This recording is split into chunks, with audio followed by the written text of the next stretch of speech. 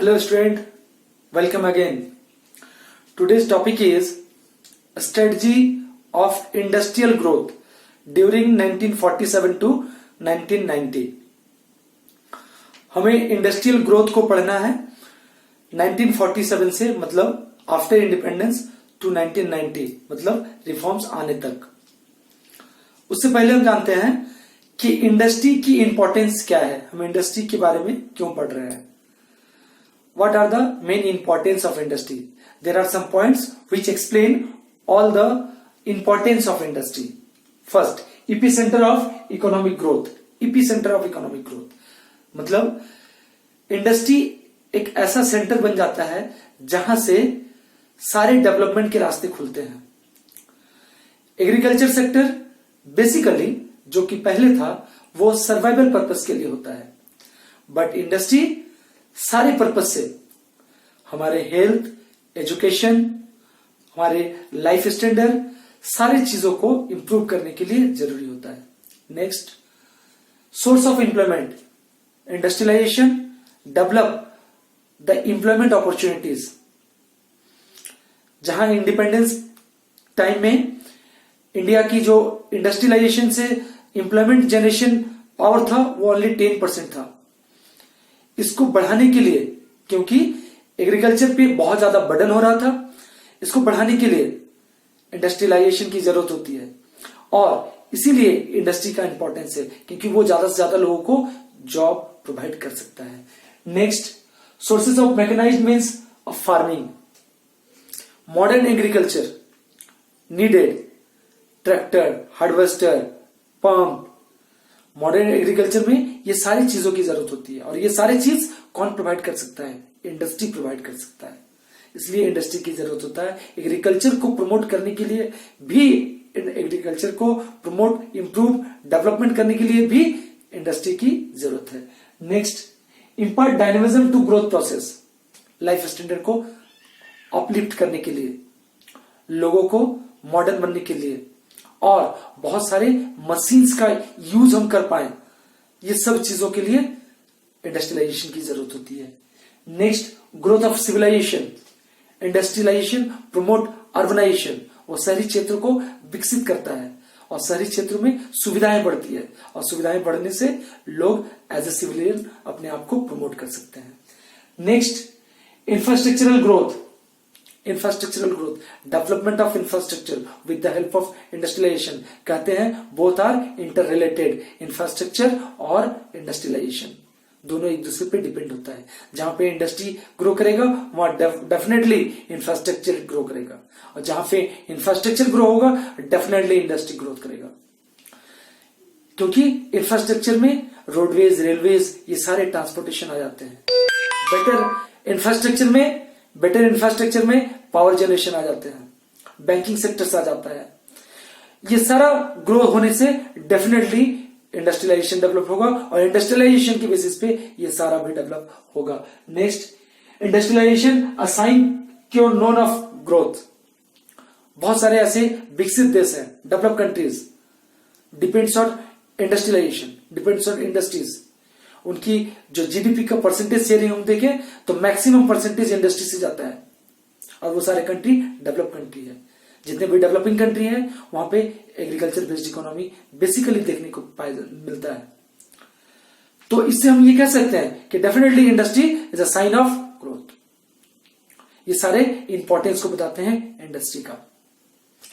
Now start to know about the strategy which started by Government of India during 1947 to 1990। Government of India ने इस period में 1947 से 1990 में किस तरह का इंडस्ट्रियल पॉलिसी अपनाया, क्या था स्ट्रेटजी। यहां पे ऐसा स्ट्रेटजी था जिससे डोमेस्टिक इंडस्ट्री को प्रोटेक्ट किया जा सके, जहां पे लार्ज स्केल इंडस्ट्री को पब्लिक सेक्टर के थ्रू ही डेवलप किया जा सके। ऐसा क्यों? What are the reasons behind it? There are 3 main reasons behind it. जो इंडस्ट्रियल पॉलिसी बनी थी इस पीरियड में, जो स्ट्रेटजी बना था इस पीरियड में, उसके पीछे क्या रीजन था? उसके पीछे 3 बेसिक रीजन थे। First reason, lack of capital. Second, low inducement to investment. Third, growth with social justice. Lack of capital, actually after independence only few industrial houses. आजादी के बाद हम लोग देखते हैं कि इंडिया में बहुत थोड़ा इंडस्ट्रियल हाउसेस थे, उद्योग घराने थे, like Tata and Birla. And India needed big push for industrial development और growth, economic development. For that it is necessary the role of state, role of government due to lack of capital. Capital deficiency की वजह से state का role main हो जाता है और government का रोल मेन हो जाता है, और इसलिए गवर्नमेंट ने सारे लार्ज स्केल इंडस्ट्रीज को डेवलप करने का योजना बनाया. नेक्स्ट, लो इन्वेस्टमेंट, लो इंड्यूसमेंट इन्वेस्टमेंट. एक्चुअली बहुत सारे चेन सिस्टम है. Low income generate implies low saving, low saving implies low investment, low investment implies low level of demand, low level of demand implies low or lack of spread of market. That's why the investment, inducing investment as necessary. उस period में लोगों की income कम थी जिसकी वजह से savings कम थे और इन्वेस्टमेंट कम थे जिसकी वजह से डिमांड्स कम थी, गुड्स की डिमांड्स कम थी, बहुत ज्यादा गुड्स की डिमांड नहीं थी मार्केट में, मार्केट का स्प्रेड नहीं हो पाता था, इस वजह से और इन्वेस्टमेंट नहीं हो पाता था. इस कारण से गवर्नमेंट को बिग पुश करने की बहुत जरूरी थी. इकोनॉमिक्स में एक थ्योरी है बिग पुश की, जिसकी हेल्प से हम किसी भी इकोनॉमी को स्टार्ट दे सकते हैं, ग्रोथ कर सकते हैं जहां पे ग्रोथ बहुत ही स्लो है. इसलिए गवर्नमेंट ने इस पॉलिसी को अपनाया, इस स्ट्रेटजी को अपनाया. Next, growth with social justice. To establish social justice, to promote social justice, equality, government started public sectors. Government promote large scale industry as a public sectors. ये तीन मेन रीजंस है जिसकी वजह से गवर्नमेंट ने ऐसा स्ट्रेटजी अपनाया. और वो जो स्ट्रेटजी गवर्नमेंट ने अपनाया इस पीरियड में, उसमें से एक महत्वपूर्ण पॉलिसी था, महत्वपूर्ण स्ट्रेटजी था IPR, popularly known as IPR, industrial policy resolutions, जिसे स्टार्ट किया गया था 1956 में. ये पॉलिसी क्या था? जहां पे गवर्नमेंट ने पब्लिक सेक्टर्स को ग्रो किया था. इस पॉलिसी में जो भी कुछ था उसे हम तीन कैरेक्टरिस्टिक से समझ सकते हैं. There are three main characteristic which encourage to know about the policy of IPR 1950. These are threefold classification of industries: industrial licensing and industrial shop. Threefold classification. All the industries divided into three categories.